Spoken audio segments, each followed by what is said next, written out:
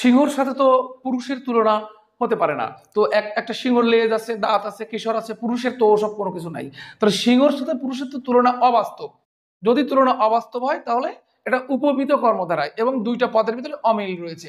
তারপরে আমি এটা একটু দেখতে পারি, চন্দ্রমুখ। এখানে মানে চাঁদের সাথে মুখের তুলনা করা হচ্ছে। যদি চাঁদ রূপ মুখ থাকতো, চাঁদ মুখ, তাহলে ওটা রূপক কর্মধারায় সমস্যা হতো।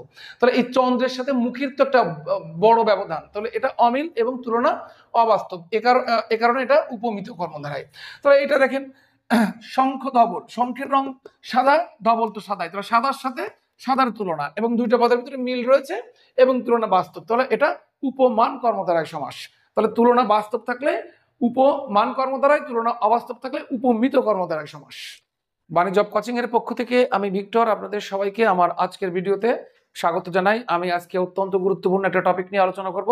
এটা হচ্ছে উপমান কর্মধারায় এবং উপমিত কর্মধারায় সমাসের ভিতরে যে পার্থক্যটা রয়েছে, আর এই উপমান কোনটি উপমান কর্মধারা হবে, কোনটি উপমিত কর্মধারা হবে, এই কনফিউশনটা আমাদের আজকের ভিডিও দেখলে দূর হয়ে যাবে। তো সাথে থাকেন। এখানে কতগুলো শব্দ রয়েছে: কাজল কালো, তুষার শুভ্র, শঙ্খ ধবল, দুগ্ধ ধবল, বিড়াল তপস্বী, রক্তলাল, চন্দ্রমুখ, বজ্রকণ্ঠ, সিংহপুরুষ, কথামৃত, নরসিংহ। এইসব শব্দগুলো আমরা দেখবো যে আসলে কোনটা উপমান কোনটা উপমিত। তো এক্ষেত্রে আমার প্রথমে মনে রাখতে হবে, উপমান কর্মধারায় সমাসে, উপমান কর্মধারায় সমাসে দুটি পদের ভিতর দুটি পদের ভিতর দুটি পদের ভিতর মিল থাকে, দুটি পদের ভিতর মিল থাকে। ওকে, এটা হচ্ছে উপমান কর্মধারায়। আর উপমিত কর্মধারায় খুব সহজে মনে রাখবো, উপমিত কর্মধারায় সহজে মনে রাখবো, দুটি দুটি পদের ভিতর দুটি পদের ভিতর অমিল থাকে, অমিল থাকে, অমিল থাকে। তাহলে আমি কি বললাম? উপমান কর্মধারায় দুটি পদের ভিতরে মিল থাকবে বা একই একটা বিষয়কে বোঝাবে, আর উপমিত কর্মধারায় দুটি পদের ভিতরে অমিল থাকবে। তাহলে আমি একটু এখানে দেখি, কাজল কালো, কাজল কালো।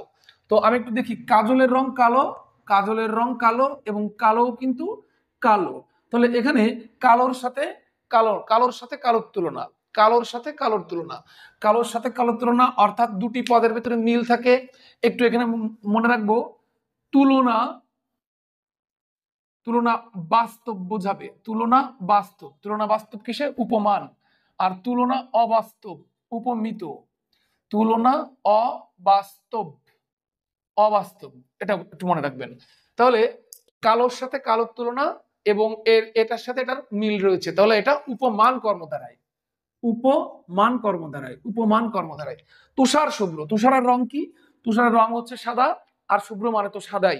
তাহলে সাদার সাথে সাদার তুলনা এবং দুটি পদের ভিতরে মিল রয়েছে, মিল থাকলে উপমান, মিল থাকলে উপমান। আমি একটু উপরেরটা দেখি, রক্ত লাল, রক্ত লাল, রক্তের রং লাল এবং লাল, তাহলে লালের সাথে লালের তুলনা, এটা উপমান কর্মধারায়, উপমান কর্মধারায় এবং দুটি পদের ভিতরে মিল রয়েছে।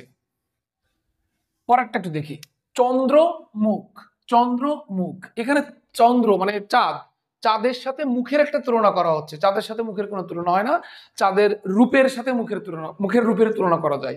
কিন্তু চন্দ্রমুখ, চন্দ্রমুখ, এই চন্দ্র তো অনেক বড়, আর মুখ এর সাথে তুলনা, তাহলে এটা অবাস্তব, তুলনা অবাস্তব, অর্থাৎ অমিল রয়েছে। অমিল থাকলে এটা উপমিত, উপমিত, উপমিত, এটা উপমিত। মনে রাখবেন, চন্দ্রমুখ উপমিত কর্মধারায়, কিন্তু চাঁদ মুখ, চাঁদ রূপ মুখ, এটা রূপক কর্মধারায়। বিভিন্ন বইয়ে এই চাঁদ মুখ উপমিত কর্মধারায় দিয়ে থাকলেও চাঁদ রূপ মুখ এটা এর ব্যাস বাক্য এবং এটা রূপক কর্মধারায়। আমি যখন রূপক কর্মধারায় সমাস সম্পর্কে আলোচনা করব তখন এটা ডিটেলস আলোচনা করে দেবো। চন্দ্র মুখ, তাহলে চাঁদের সাথে মুখের তুলনা, এটা অবাস্তব, এটা উপমিত। এবার দেখেন, শঙ্খ ধবল, শঙ্খ, শঙ্খের রং কি? সাদা, ধবল তো সাদাই, তাহলে শঙ্খের সাথে ধবলের তুলনা, তুলনা মিল রয়েছে এবং এটা বাস্তব। শঙ্খ ধবল বাস্তব বলে এটা উপমান কর্মধারায়, উপমান কর্মধারায়। বজ্রকণ্ঠ, বজ্রকণ্ঠ দেখেন, বজ্রকণ্ঠ, বজ্র মানে বজ্রের সাথে কণ্ঠের কখনো তুলনা হয় না। বজ্র, কণ্ঠ তো কণ্ঠই, আর বজ্র হচ্ছে বাজ, বাজের সাথে একটা মানুষের কণ্ঠের কখনো তুলনা করা যায় না, তুলনা অবাস্তব এবং অমিল। তাহলে এটা কি?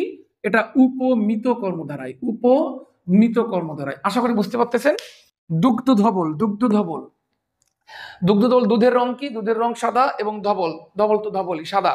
তাহলে সাদার সাথে সাদার তুলনা, তুলনা বাস্তব এবং মিল রয়েছে, মিল থাকলে উপমান কর্মধারায়, উপমান। এভাবে এভাবে যতগুলো উপমান কর্মধারা এবং উপমিত কর্মধারায় সমস্যা রয়েছে আপনারা কিন্তু খুব সহজে এটাকে বের করতে পারবেন।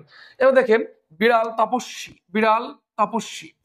তো বিড়াল তপস্বী, এখানে বুঝতে হবে বিড়ালের সাথে তুলনা করা হচ্ছে তপস্বী, কোন একটা তপস্যা করে যিনি, সাধনা করে যিনি, আরাধনা করে তপস্বী, তার সাথে। তো বিড়াল দেখবেন যখন শিকার করে প্রচন্ড আগ্রহ নিয়ে একেবারে নীরব ভাবে চুপ করে বসে থাকে, একটাই ধ্যান তার যে কিভাবে ইঁদুরটাকে ধরবে। আর তপস্বী, যে ব্যক্তি তপস্বী, সে কিন্তু আশেপাশে অনেক কাহিনী হয়ে গেলেও তার ধ্যান মানে সাধনা বা ধ্যান বা তপস্যা ভাঙা যায় না। তাহলে এখানে শিকারী বিড়ালের সাথে তপস্বীর তুলনা করা হচ্ছে, তুলনা বাস্তব এবং এই পদটার সাথে কিছুটা মিল রয়েছে, এ কারণে এটা উপমান কর্মধারায়, উপমান কর্মধারায়। আমি আশা করি আপনারা বুঝতে পারতেছেন ব্যাপারটা। তাহলে এবার দেখেন সিংহ পুরুষ, সিংহ পুরুষ এটা হইল কোনো ব্যাপার? সিংহর সাথে পুরুষের তুলনা, একটা পুরুষ যে ব্যক্তি তার সাথে সিংহ তুলনা করা হচ্ছে, অর্থাৎ সিংহ তার কেশর রয়েছে, লম্বা একটা লেজ রয়েছে, অনেক বড় বড় দাঁত রয়েছে, পুরুষের সাথে এর তুলনা করা এটা তো অসম্ভব, তুলনা অমিল, অর্থাৎ এটা একদম অবাস্তব। তাহলে এটা উপমিত কর্মধারায়, উপমিত কর্মধারায়। আশা করি আপনারা বুঝতে পারতেছেন। এবার কথামৃত, কথামৃত, এখানে কথার সাথে অমৃত, মানুষের কথার সাথে অমৃত তুলনা করা হচ্ছে, এটা তো সম্ভব না, অমৃত তো অমৃতই, তো মানুষের কথা কখনো অমৃত হতে পারে না, একটা অবাস্তব তুলনা, অর্থাৎ অমিল। তাহলে উপমিত, উপমিত। আচ্ছা নরসিংহ, নরসিংহ ব্যাপারটা কি? নরসিংহ, নর মানে মানুষ, সিংহ মানে সিংহ, তো মানুষের সাথে কখনো সিংহ তুলনা হতে পারে না, একদম কমপ্লিটলি একটা অমিল ব্যাপার। এই অমিল ব্যাপারটা এবং তুলনা অবাস্তব, তাহলে আমি এখান থেকে বুঝবো যে এটা একটা উপমিত কর্মধারায় সমাস, উপমিত কর্মধারায় সমাস। আমি আশা করি পুরোপুরি টপিকটা আপনারা বুঝতে পারছেন। আর এবার বইয়ের যে কোনো একটা গাইড বই থেকে বা প্র্যাকটিসমূলক যে কোনো বই থেকে আপনারা এটা মিলিয়ে দেখবেন যে প্রত্যেকটা উপমিত এবং উপমান কর্মধারায় সমাস আপনারা কিন্তু বের করতে পারতেছেন খুব ইজিলি। পড়ালেখা করতে হবে টেকনিক্যালি ভাবে, তাহলেই গেইন করা যাবে। তাহলে আমি আরেকবার দেখি যে ব্যাপারটা কি। উপমান, তুলনা বাস্তব থাকবে এবং একটি পদের সাথে আরেকটি পদের মিল থাকবে, দুটি পদের ভিতরে মিল থাকবে। আর উপমিত দুটি পদের ভিতরে অমিল থাকবে এবং তুলনা অবাস্তব। বিষয়টা আশা করি আপনাদের কাছে ক্লিয়ার হয়েছে।